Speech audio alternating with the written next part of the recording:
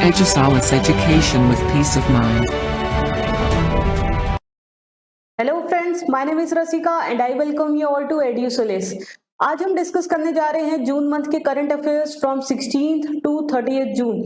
हमने इसमें सारे इंपॉर्टेंट करंट अफेयर्स जो कि आप किसी भी कॉम्पिटेटिव एग्जाम्स की प्रिपरेशन कर रहे हो उसके लिए बहुत ही इंपॉर्टेंट न्यूज इसमें हम डिस्कस करेंगे। But before starting the video I request you please subscribe our channel Edusolis. आप सब्सक्राइब करते हो तो हमें मोटिवेशन मिलता है आपके लिए फ्री में ऐसे ही एजुकेशनल वीडियोस बनाते रहने के लिए। तो चलिए स्टार्ट करते हैं आज का सेशन। तो सबसे पहले डिस्कस करने जा रहे हैं हम अपने नेशनल अफेयर्स। फर्स्ट न्यूज है इसमें, Agnipath scheme announced by government for recruitment in defence forces for the period of 4 years। Government ने ये न्यू स्कीम लॉन्च करी है जिसका नाम रखा है अग्निपथ। इसमें एयरफोर्स, आर्मी, नेवी तीनों के लिए ही पर्सनल रिक्रूट किए जाएंगे। बट इसमें जो मेन पॉइंट है वो ये कि ये एक तरीके से शॉर्ट टर्म एम्प्लॉयमेंट स्कीम है, कॉन्ट्रैक्चुअल एम्प्लॉयमेंट है जिसमें सिर्फ 4 साल के लिए ही लोगों को रिक्रूट किया जाएगा और उसके बाद 75% लोगों को निकाल दिया जाएगा और 25% लोगों को परमानेंटली इसमें रिटेन कर लिया जाएगा। अग्निपथ के बारे में मैंने फुल्ली डिटेल्ड वीडियो ऑलरेडी बनाया है और अपने चैनल पे अपलोड किया है, तो आप जीए करंट अफेयर्स की प्लेलिस्ट में जाके अग्निपथ के बारे में आप वो फुल वीडियो जरूर देख लीजिए। ओके, चलिए नेक्स्ट न्यूज पढ़ते हैं अपनी। India's first road constructed from steel slag in Surat, Gujarat. So ये एक बहुत ही अच्छा एग्जाम्पल है of how to convert waste into wealth. ये जो स्टील स्लैग है इससे रोड कंस्ट्रक्ट हुई है हमारी सूरत, गुजरात में। तो ये जो रोड कंस्ट्रक्ट हुई है इससे क्या होगा कि जो भी कॉस्ट ऑफ कंस्ट्रक्शन है वो इसमें बहुत कम आया है और साथ में रोड्स भी क्या है बहुत ड्यूरेबल होंगी। तो ये एक परफेक्ट एग्जाम्पल है कि कैसे हम लोग स्टील स्लैग से और रोड्स का कंस्ट्रक्ट कर सकते हैं। Then India launched its first कोविड-19 वैक्सीन एनोकोवैक्स फॉर एनिमल्स। तो इंडिया ने ये कोविड वैक्सीन अपने एनिमल्स के लिए लॉन्च करी जिसका नाम रखा है Anocovax. Next, Airtel launched India's first multiplex X stream in metaverse platform called Party Night Metaverse।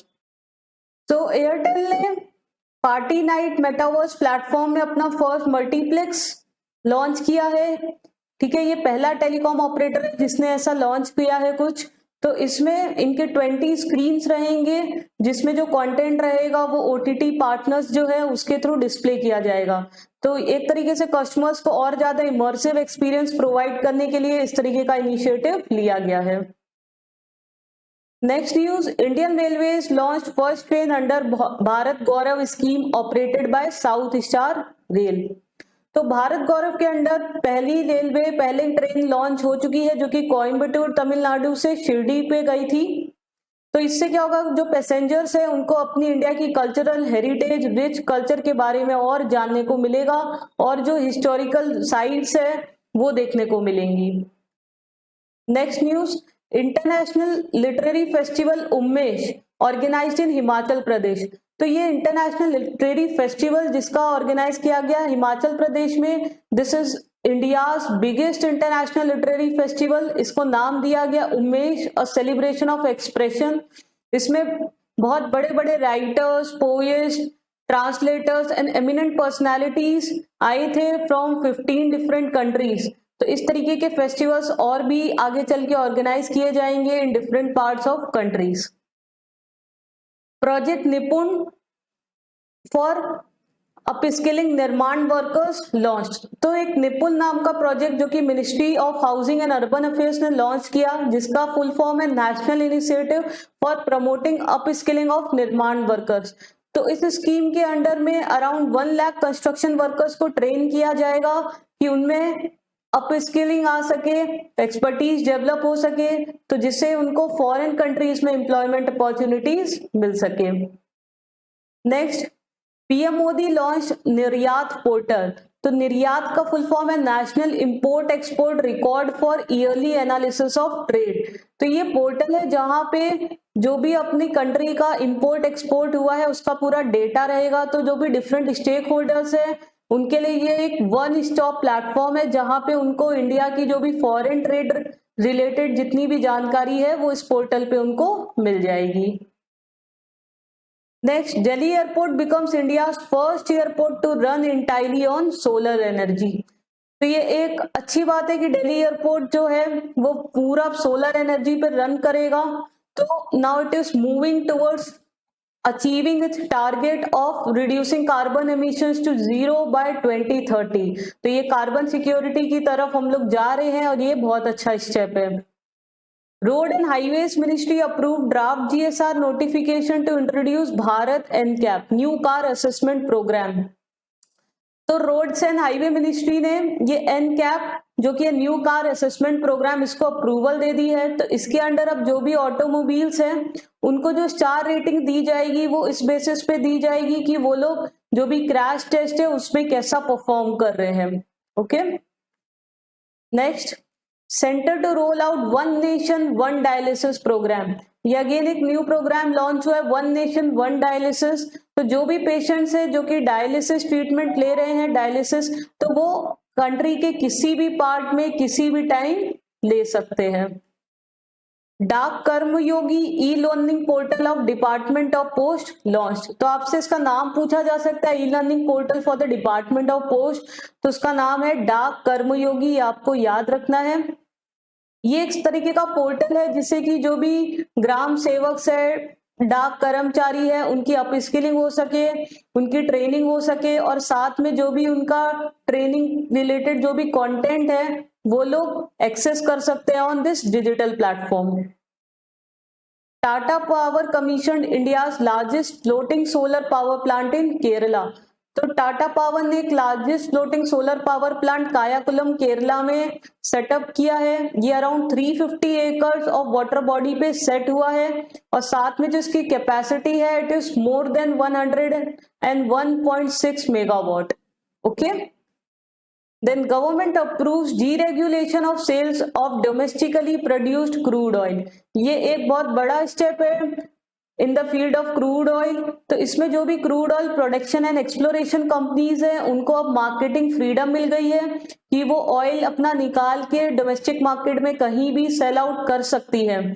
अभी तक इसमें गवर्नमेंट के रेगुलेशंस थे, तो गवर्नमेंट डिसाइड करती थी कि किस रिफाइनरी को कितना ऑयल मिलेगा और किस प्रोड्यूसर से मिलेगा। Okay, then NIUA's National Institute of Urban Affairs, C-Cube and World Resource Institute launched coalition platform for urban nature based solution to address climate change। तो इन लोग ने मिलकर एक coalition platform लॉन्च किया है इन पोलैंड।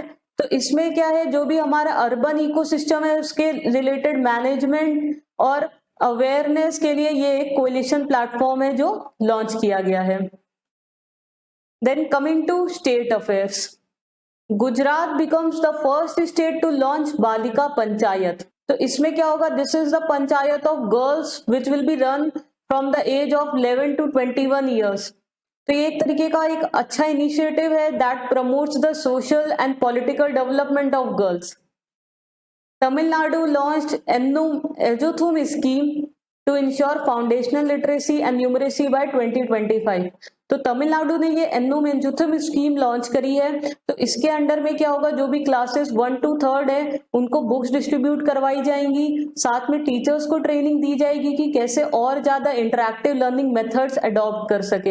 एक्चुअली कोविड के चलते बहुत ज्यादा लर्निंग गैप हो गया था, तो उसी को ब्रिज करने के लिए तमिलनाडु गवर्नमेंट ने ये स्कीम लॉन्च करी है। इसका नाम आप याद रखिएगा, दैट इज एन्नुम एजुथुम, और जो इनका टारगेट है वो है to attain it by 2025। Okay, India's first 100 MLD desalination plant setup in Dahej Gujarat. तो गुजरात में डीसैलिनाइजेशन प्लांट सेटअप हुआ है जिसकी कैपेसिटी है 100 मिलियन लीटर्स पर डे। तो 100 million litres per day water को डीसैलिनाइज करेगा।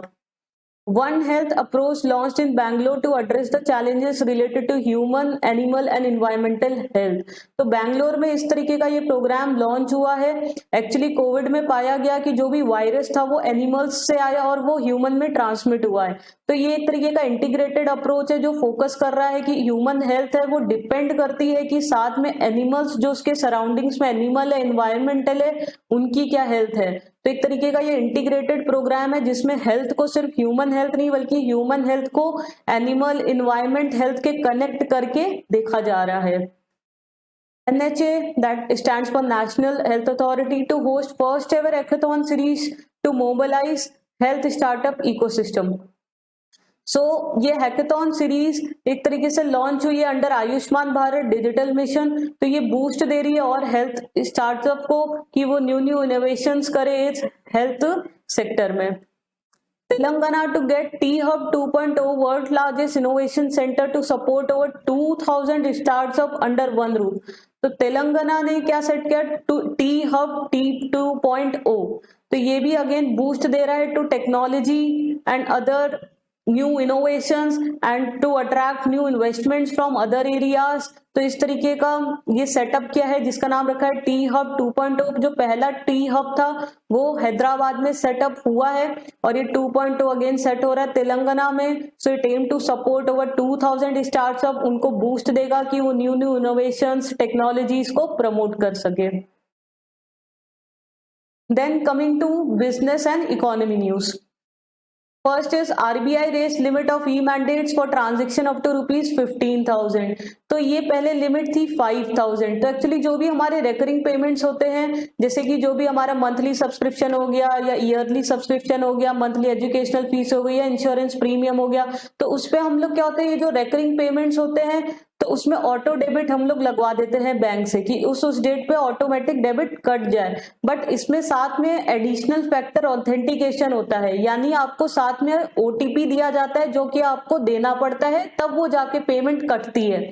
तो ये जो सेकेंड एडिशनल फैक्टर ऑथेंटिकेशन है इसकी लिमिट थी 5,000, तो उसको बढ़ा के 15,000 कर दिया है। इसलिए अब 15,000 तक का अगर आपका ट्रांजेक्शन रहेगा तो आपको एडिशनल ओटीपी नहीं देनी पड़ेगी। ओके, नेक्स्ट है Equitas small finance bank launched exclusive saving account for kids enjoy. तो ये एक्सक्लूसिवली चिल्ड्रन को टारगेट करके इन्होंने न्यू प्रोडक्ट लॉन्च किया है जिसको रखा है एंजॉय। सो ये 0 से 18 ईयर्स तक के लोगों के लिए है। इसमें 0 to 10 ईयर्स तक के किड्स है वो under the supervision of their parents they can access their saving accounts. तो एक तरीके से बचपन से ही सेविंग हैबिट्स इनकलकेट करने के लिए, बचपन से ही सेविंग हैबिट्स डेवलप करने के लिए इस तरीके का प्रोडक्ट लॉन्च किया है इक्विटास बैंक ने।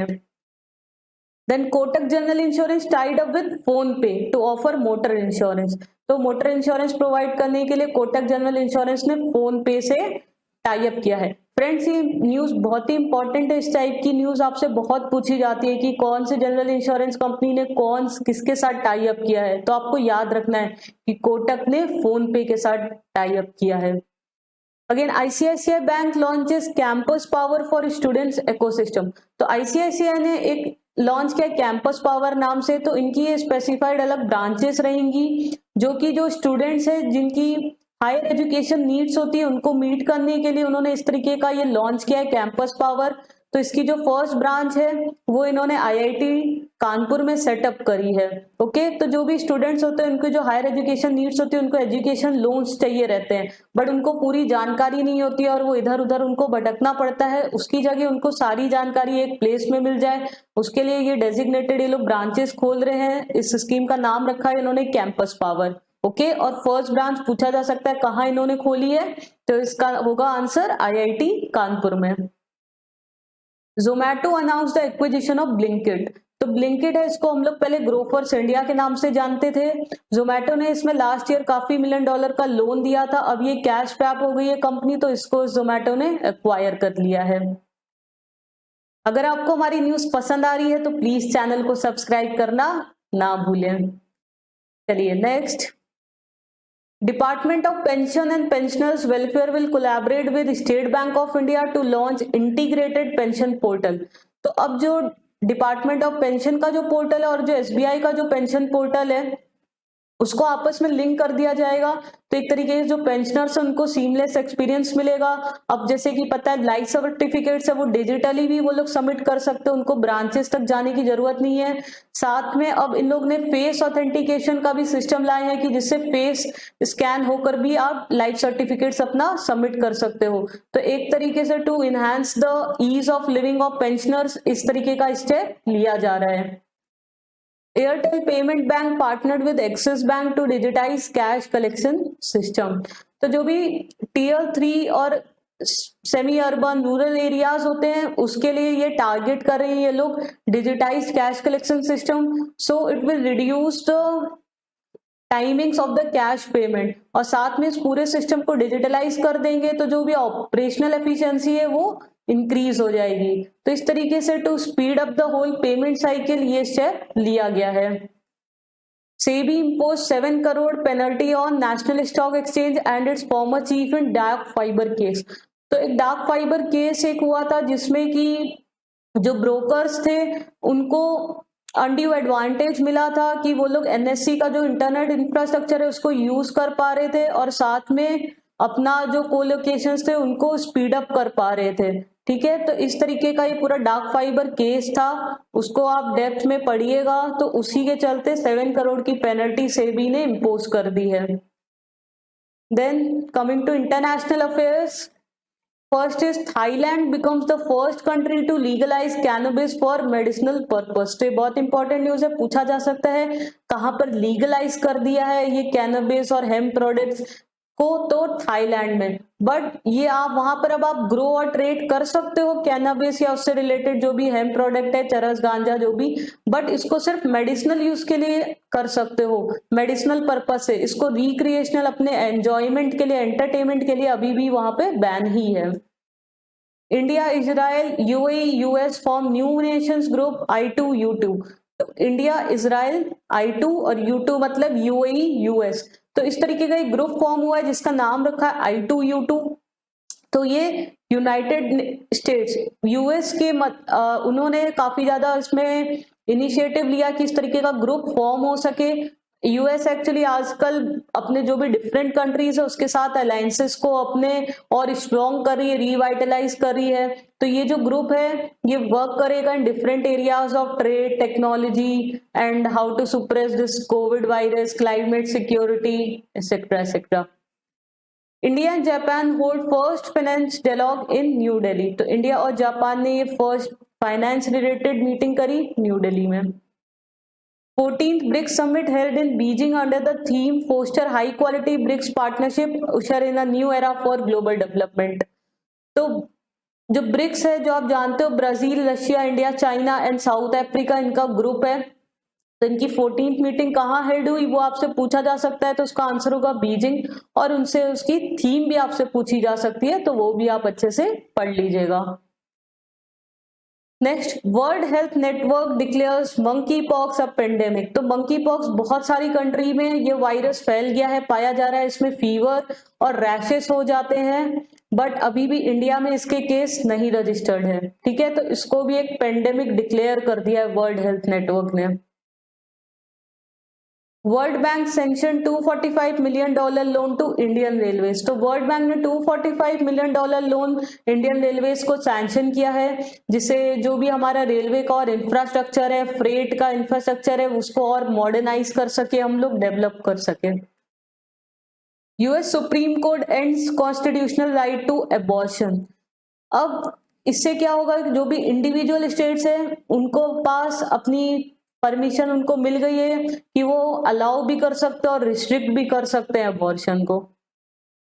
Jammu and Kashmir to host G20 summit in 23। तो G20 आप जानते हो जैसे कि एक ग्रुप है ऑफ 20 स्ट्रॉन्ग इकोनॉमीज, उनका ग्रुप है। तो जो इसकी नेक्स्ट समिट होगी 23 में, उसको कौन होस्ट करेगा, ये इंपॉर्टेंट क्वेश्चन है, जरूर पूछा जाएगा। इसका आंसर होगा जम्मू एंड कश्मीर। तो 23 में होस्ट करेगा और इसमें पीयूष गोयल को इंडियन शेरपा के रूप में इसके लिए अपॉइंट किया गया है। मैंगो फेस्टिवल इनॉग्रेटेड इन ब्रुसेल्स, बेल्जियम। तो ये तरीके का पहला फेस्टिवल है जहां पे इंडियन जो मैंगोज है उनको डिस्प्ले किया जाएगा यूरोपियन मार्केट में। तो एक तरीके से हमारे मैंगोज को पहचान मिलेगी, वहां के लिए कस्टमर बेस एक रेडी होगा। तो बहुत सी वेराइटीज ऑफ इंडियन मैंगोज को इस फेस्टिवल में डिस्प्ले किया गया, जो कि हेड हुआ था ब्रसेल्स, बेल्जियम में। World Bank approve $250 million loan for road safety programme. तो वर्ल्ड बैंक ने $250 मिलियन लोन अप्रूव किया है फॉर रोड सेफ्टी प्रोग्राम। तो जो रोड सेफ्टी प्रोग्राम है इसके अंडर में जो भी हाईवेज पे जो रोड क्रैश होते हैं, एक्सीडेंट्स होते हैं, उनका पूरा ये लोग डेटाबेस रेडी करेंगे और उसमें पूरी तरीके से फिर एनालाइज करेंगे, एनालिसिस करेंगे कि ये क्यों एक्सीडेंट्स हो रहे हैं, क्यों क्रैशेस हो रहे हैं। तो इसलिए ये एनालाइज करने के बाद वो लोग और अच्छी क्वालिटी के और सेफर रोड्स को डेवलप करेंगे। Busan university of foreign studies established India centre. तो Busan university of foreign studies ने इंडिया सेंटर एक इस्टेब्लिश किया है जहां पर इंडियन फोकस्ड एक्टिविटीज को देखा जाएगा और साथ में दोनों कंट्रीज के बीच में ये कल्चरल टाइज को और स्ट्रॉन्ग करेगा। West African nations Gabon and Togo joint Commonwealth. तो कॉमनवेल्थ का जो ग्रुप है जो इंग्लिश स्पीकिंग नेशंस है, इसमें अब गैबोन और टोगो ने भी ज्वाइन किया है। लास्ट इसमें रुवांडा ने ज्वाइन किया था और अब इसमें गैबोन और टोगो भी आ गए हैं। Iran and Argentina apply to join BRICS group of emerging nations. तो आप जैसे जानते हैं ब्रिक्स है जो Brazil, Russia, India, China and South Africa, 5 इसमें नेशंस है। तो अभी ईरान और अर्जेंटीना में भी अप्लाई किया है, वो इसका पार्ट बनना चाहते हैं और साथ में इसके अंडर में जो भी प्रोग्राम्स होते हैं जो कि इकोनॉमी को और स्ट्रॉन्ग करने के लिए, हेल्प करने के लिए, वो भी इसमें हिस्सा ले सके। चलिए अब नेक्स्ट आते हैं स्पोर्ट्स न्यूज पे। India's first ever squash court inaugurated by Sports Authority of India in Major Dhyanchand stadium New Delhi. तो इंडिया का पहला स्क्वॉश कोर्ट जो स्पोर्ट्स अथॉरिटी ऑफ इंडिया ने खुद ने लॉन्च किया है, कहां पर? Major Dhyanchand stadium New Delhi में। तो स्क्वॉश को और ज्यादा प्रमोट करने के लिए इस तरीके का कोर्ट इनॉग्रेट किया है।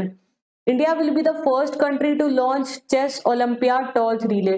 तो जैसे आप जानते हो ओलंपिक्स में एक जैसे टॉर्च होती है उसको लेकर दौड़ते हैं, तो उसी तरीके से इंडिया ने फर्स्ट टाइम चेस टूर्नामेंट के लिए इस तरीके का टॉर्च रिले ऑर्गेनाइज किया है।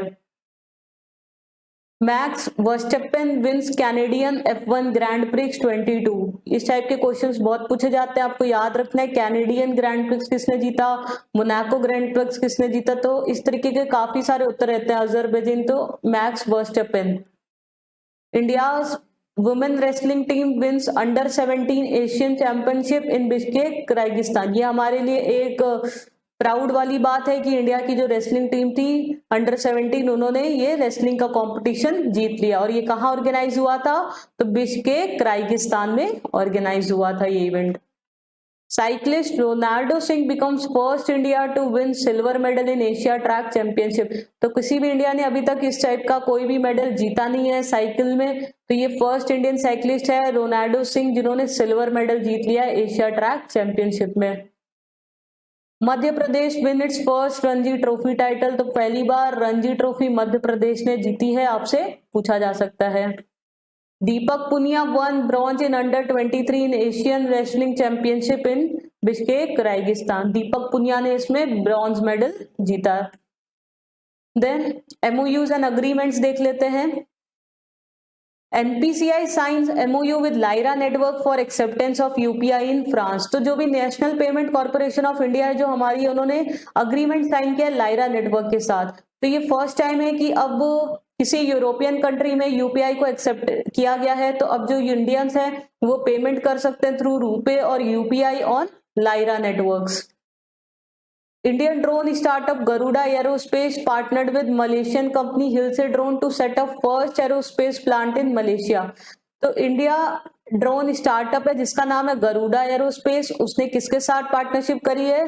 पूछा जा सकता है आपसे, मलेशियन कंपनी हिल्से ड्रोन। तो ये लोग फर्स्ट एरोस्पेस प्लांट लगा रहे हैं मलेशिया में, जिससे कि ड्रोन्स को और ज्यादा बूस्ट दे और भी ड्रोन्स इसमें प्रोडक्शन कर सके।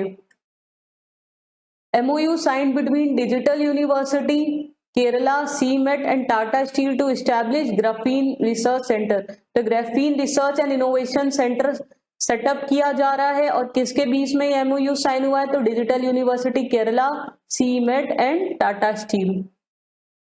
Syngenta India signs pact with agriculture insurance company to insure the chili growers against price fluctuation। ये एक पहला इस तरीके का आप कह सकते हो अग्रीमेंट है इंश्योरेंस का, जिसमें कि किसी भी एग्रीकल्चर क्रॉप को मार्केट प्राइस फ्लक्चुएशन के अगेंस्ट इंश्योर किया जा रहा है। अभी तक जो भी स्कीम्स है जो चलती है तो उसमें नेचुरल कैलेमिटीज के अगेंस्ट हम लोग इंश्योरेंस प्रोवाइड करते हैं, बट इसमें गुंटूर में चिलीज के लिए भी मार्केट में जो प्राइस फ्लक्चुएशन होते रहते हैं, तो जो भी स्मॉल मार्जिनल फार्मर्स है उनको लॉस हो जाता है, कभी प्राइस बहुत कम हो जाता है उसके चलते। तो सिजेंटा इंडिया ने इसके एग्रीकल्चर इंश्योरेंस कंपनी के साथ टाई अप किया है, तो उस फार्मर्स को प्रोटेक्ट कर सकेंगे। और ये गुंटूर में लॉन्च किया गया है, गुंटूर आंध्र प्रदेश, क्योंकि वहां पर ये बहुत बड़ा मार्केट है जहाँ पे 80% ऑफ रेड चिलीज ऑक्शन होती है वहां पे एग्रीकल्चर मार्केट कमेटी में। India and UK to set up joint Commonwealth diplomatic academic programme. तो इंडिया और यूके ने अग्रीमेंट साइन किया है, तो उसके अंडर में वो लोग डिप्लोमेटिक एकेडमिक प्रोग्राम रन करेंगे। तो इसमें जो भी डिप्लोमेट्स है इंडिया और यूके को, उनको ट्रेन किया जाएगा, जिससे कि जो भी ग्लोबल चैलेंजेस है उनसे कैसे मीट करना है उसके लिए उनको रिक्वायरमेंट ट्रेनिंग दी जाएगी। अब आते हैं नेक्स्ट हमारे इंडेक्सेस एंड रिपोर्ट्स में।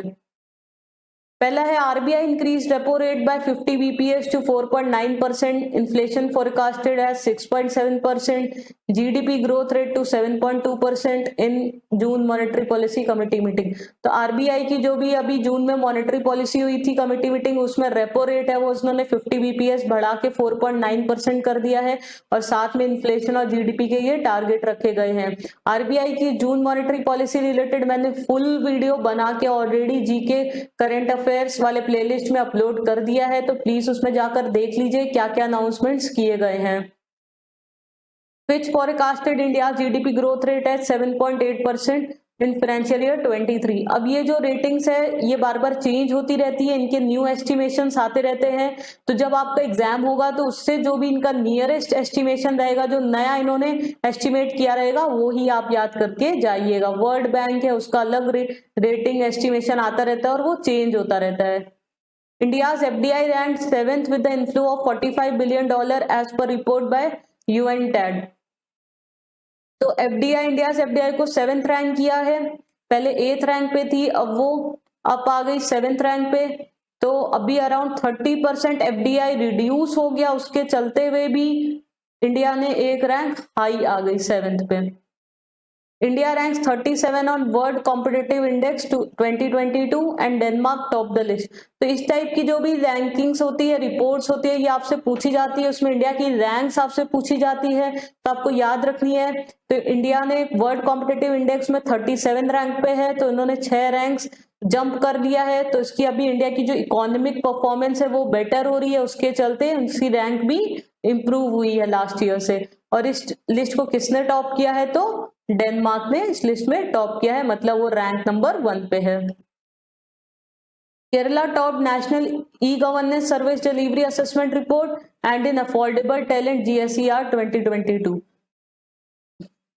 तो ये दो अलग रिपोर्ट्स हैं जिसमें केरला ने टॉप किया है, ई गवर्नेंस और साथ में अफोर्डेबल टैलेंट। इसको मैंने क्लब करके एक न्यूज में बना दिया है। तो ई गवर्नेंस, इसमें गवर्नमेंट ने रिकमेंडेशन दी है कि और कैसे हम लोग ई गवर्नेंस सर्विस प्रोवाइड कर सकते हैं, उसको बेटर कर सकते हैं कस्टमर्स के लिए। जैसे जो भी आपके ई पेमेंट्स हो गए, ऑनलाइन क्लाइंट्स हो गए, ई रजिस्ट्रेशन हो गए, उसको कैसे और प्रॉपर कर सकते हैं। और साथ में अफोर्डेबल टैलेंट रिपोर्ट में भी इसमें फर्स्ट नंबर आया है केरला का, कि जैसे आप कैसे जो भी ट्रेंड आईटी टैलेंट्स है उसको रिटेन कैसे कर पा रहे हो, नहीं कर पा रहे हो, कि बहुत जल्दी जल्दी कंपनी स्विच तो नहीं कर रहे हैं। तो इसमें भी केरला ने नंबर 1 रैंक ली है। India ranks 3rd in renewable energy installations after China and Russia. तो इंडिया में भी आप देख रहे हो जैसे न्यू रिन्यूएबल एनर्जी को प्रमोट करने के लिए सोलर पावर प्लांट्स है, ये सब सेट हो रहे हैं, हाइड्रो विंड पावर। तो इंडिया ने भी काफी मात्रा पे सोलर इंस्टॉलेशंस और ये सब किया है, जिससे जो भी हमारा टारगेट है नेट जीरो कार्बन एमिशंस का, वो हम लोग अचीव कर पाए। तो इंडिया की रैंक अभी इसमें 3rd है। Vienna top 2022 most liveable city index published by Economist intelligent unit and Delhi ranked at 140। तो आप देख सकते हो कि बहुत शर्म की बात है, इंडिया की कोई भी सिटी टॉप 10 तो छोड़िए, टॉप 100 में भी नहीं है। दिल्ली है 140 पे, फिर मुंबई का नंबर है, बेंगलोर का है, तो सब 100 के ऊपर में है। तो इसका मतलब इंडिया में जो कोई भी सिटी नहीं है जिसको आप कह सकते हो कि बहुत अच्छी रहने लायक है। तो इसमें काफी पैरामीटर्स पे बेस्ड है ये इंडेक्स, जैसे वहां पे इन्वायरमेंट कैसा है, गवर्नमेंट का कैसा चालू है, वहां पे क्लाइमेट कंडीशंस कैसे है, ठीक है, ईज ऑफ लिविंग कैसी है। तो काफी पैरामीटर्स पे ये इंडेक्स बेस्ड है। NASSCOM launched first artificially intelligence adoption index to assess India's AI maturity. तो ये एक तरीके का फर्स्ट इंडेक्स है जो कि आर्टिफिशियल इंटेलिजेंस है उसको मेजर करता है कि जो भी हमारी कंपनीज अब इंडिया में आर्टिफिशियली इंटेलिजेंट वाली वो अब मैच्योर हो रही हैं तो उस पर कितना उनको इन्वेस्टमेंट मिल रहा है, उसमें उनके पास डेटा रेडीनेस है कि नहीं, टैलेंट क्या है, कितना इनोवेशंस हो रहा है, उसके बेस्ड पे ये इंडेक्स बनाया गया है। किसने लॉन्च किया है वो पूछा जा सकता है, NASSCOM ने। Okay, Bengaluru, Delhi, Hyderabad and Mumbai among top 20 sustainable cities in Asia Pacific sustainability index 21। तो ये एक इंडेक्स निकाला है एशिया पैसिफिक सस्टेनेबिलिटी इंडेक्स, तो इसमें Bangalore, Delhi, Hyderabad and Mumbai top 20 sustainable cities में रैंक हुई है। अब देख लेते हैं कौन कौन से इंपॉर्टेंट अपॉइंटमेंट्स हुए हैं 16 to 30 जून के बीच में। पहला है Lisa Sthalekar becomes the first women president of federation of international cricketer association. FICA की पहली कोई वुमेन प्रेसिडेंट बनी है तो उसका नाम आपसे पूछा जा सकता है, Lisa Sthalekar. Parameswaran Iyer appointed as CEO of NITI Aayog. अभी तक इसमें CEO ऑफ नीति आयोग अमिताभ कांत थे, उनको अब सक्सीड किया है परमेश्वरन अय्यर ने। Shyam Saran appointed as president of India international centre. Nitin Gupta appointed as CBDT chairman. तो central board of direct tax है जिसके अंडर इनकम टैक्स आता है, उसके चेयरमैन नितिन गुप्ता अपॉइंट हुए हैं। Justice Satish Chandra sworn as a chief justice of Delhi high court. तो दिल्ली हाई कोर्ट के चीफ जस्टिस के रूप में सतीश चंद्र को अपॉइंट किया गया है। फिर बात करते हैं हम लोग अवार्ड्स एंड ऑनर्स की। Bangalore airport bagged the best regional airport in India and south Asia. तो बैंगलोर एयरपोर्ट को बेस्ट रीजनल एयरपोर्ट का अवार्ड मिला है साउथ एशिया में और इंडिया में। एक्चुअली ये जो रैंकिंग्स होती है ये कंज्यूमर सेटिस्फैक्शन सर्वे के बेस पे रहती है कि कस्टमर्स को कितना सेटिस्फैक्शन लेवल था उनका जब भी उन्होंने अराइवल किया, डिपार्चर किया, ट्रांसफर्स किए, वहां पे सिक्योरिटी, इमिग्रेशन, उसका कैसा सिस्टम है। तो उनके फीडबैक के बेसिस पे इस पे ये पूरा सर्वे बेस्ड रहता है और रैंकिंग्स दी जाती है। तो Bangalore is ranked number 1 as a regional airport and in South Asia. Then Qatar Hamid International Airport has been named as a world's best airport for 22। तो आप याद रखिएगा क्या पूछा जा रहा है। अगर बेस्ट रीजनल एयरपोर्ट या इंडिया का पूछा जाए साउथ एशिया का तो बैंगलोर है, और अगर वर्ल्ड का बेस्ट पूछा जाए तो कतार का हामिद इंटरनेशनल एयरपोर्ट बेस्ट है। Orissa bagged first prize in national MSME award followed by Bihar and Orissa.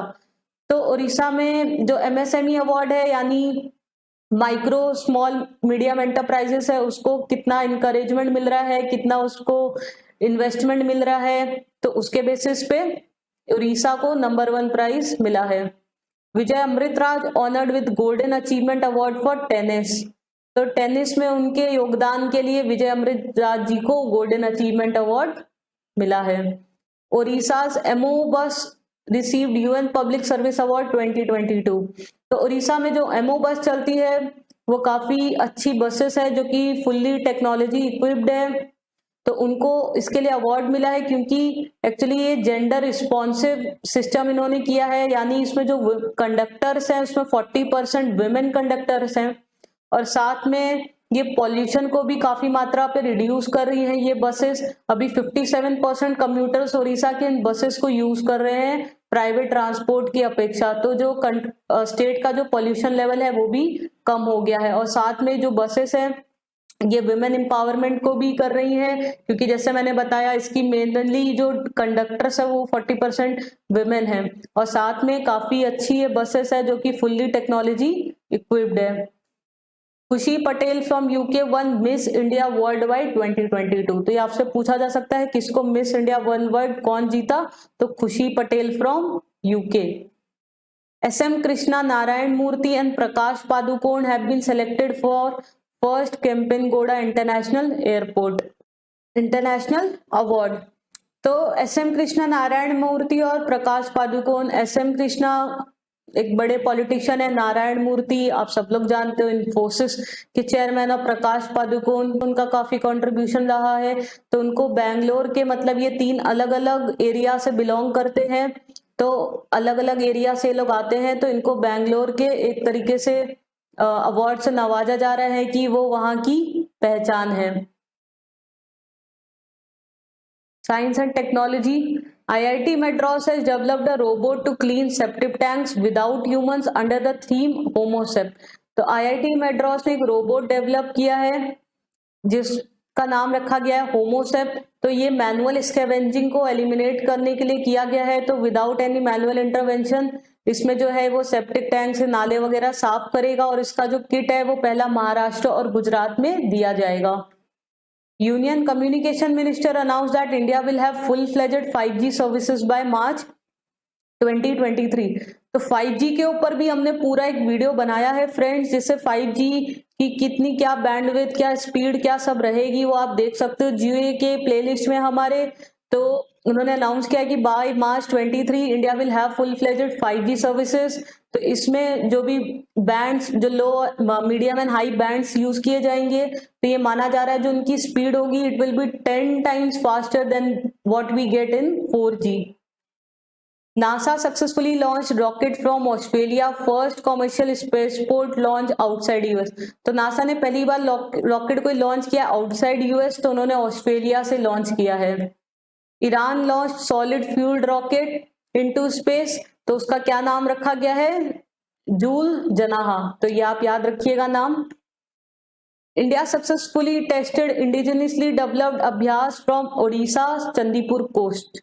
तो इंडिया ने भी ये टेस्ट फायर किया अपना मिसाइल अभ्यास जिसका नाम है। अब इंपॉर्टेंट डेज एंड इवेंट्स वो देख लेते हैं।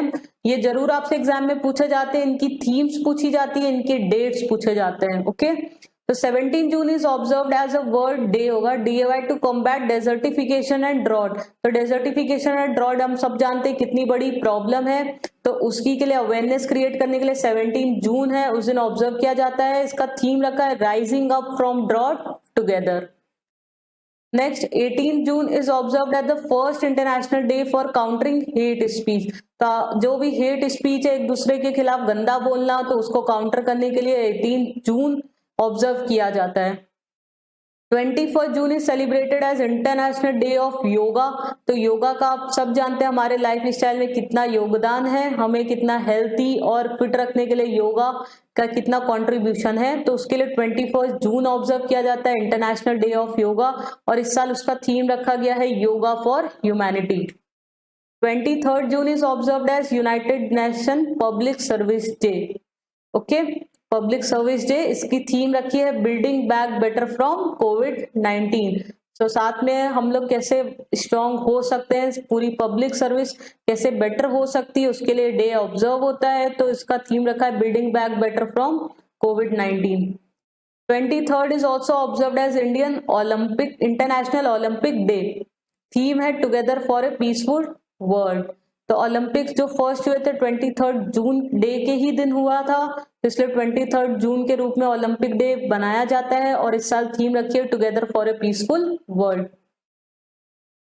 26 June is observed as international day against drug abuse and illicit trafficking. तो ड्रग अब्यूज के अगेंस्ट अवेयरनेस प्रोवाइड करने के लिए, स्प्रेड करने के लिए 26 जून ऑब्जर्व किया जाता है। थीम रखी है addressing drug challenges in health and humanitarian crisis. 27 June is observed as world MSME day. तो वर्ल्ड MSME डे जो भी माइक्रो स्मॉल मीडियम एंटरप्राइजेस है उनको बूस्ट करने के लिए, उनको एनकरेज करने के लिए ये डे ऑब्जर्व होता है 27 जून, और इस साल थीम रखी गई है resilience and rebuilding, MSME for sustainable development. 29 June is observed as national statistic day. तो ये in the honour of Mahalanobis ये डे ऑब्जर्व किया जाता है। महालनोबिस थीम है डेटा फॉर सस्टेनेबल डेवलपमेंट।